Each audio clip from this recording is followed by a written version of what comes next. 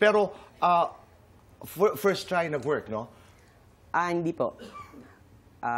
Fourth, pang-apat na. Pang-apat. Apo. Oo, pang-apat na try. Okay. So, kalahati ng mga comments, ang tanong iisa. You were curious, lesbian, nag-trans man, lalaki. Pero bakit mo gustong mabuntis? Bakit gusto mong magkaroon ng anak na ikaw ang magdadala? Kasi sa pagtayo ko bilang tatay ng mga anak ni Cams, ang daming realization dito, boy. So parang sabi ko, bago mabuo yung isang bata, meron namang mama at papa. Hindi lang naman mama lang. So sabi ko, pwede ko pa rin siyang gawin. Kasi meron nga mga single mom nagpapakatatay sa... Di ba? So parang ganun yung inisip ko na lang na. Hindi nagmamatter kung ano yung kasarian mo para maging isang magulang. May pangalan ka na sa baby? Meron na po. Oo. Kasama si Cams nga pag nagpupunta ka sa doktor for consultations. Oo.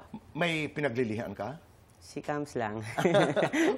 Paano? Actually, hindi ko nga masyado na-experience yung mga paglilihi, Yung morning morning sickness. sickness. Medyo pinalad po ko sa part na yung mabait si baby. Sa kanya lang ako naglihi kasi nag-LDR nga kami. Okay. Siya lang yung gusto ko lagi yung kasama. May pagkain kang hinahanap, wala naman. Iba yung gusto ko. Hindi pang hapon? Ang gabi. Ang gabi tsaka umaga. Oo.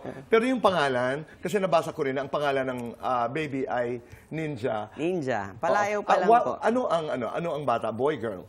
Girl. Girl! Okay. Oo, so, Ninja pa rin ang pangalan.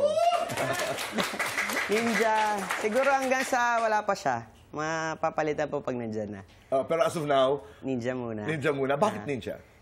Kasi nung nalaman kong buntis na po ako, namili kami kaagad ng gamit. Tapos hindi ko alam yung tawag doon sa baru-baruan. Okay.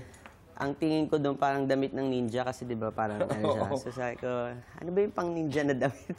Doon na yung ninja na pangalan. So, doon Jessie sa tanong na okay, yun yung journey mo. Ulitin ko lang yung tanong para mas klarong-klaro. Bakit? Bakit? In a language, alam ko nagpaliwanag ka na that you wanted, kasi ang daming pinagdaanan mo sa journey, IVF, even before Cams came back to your life, ay gusto mo na talaga ng baby. Why? May mga pagkakataon po kasi, Tito Boy, na hindi ko naiintindihan si Camille as a parent. Parang may times na nagsiselos ako. Yan, sorry.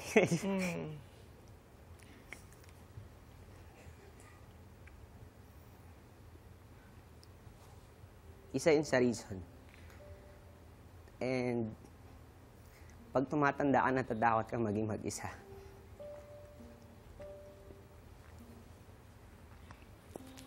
Sorry, hormones daw to.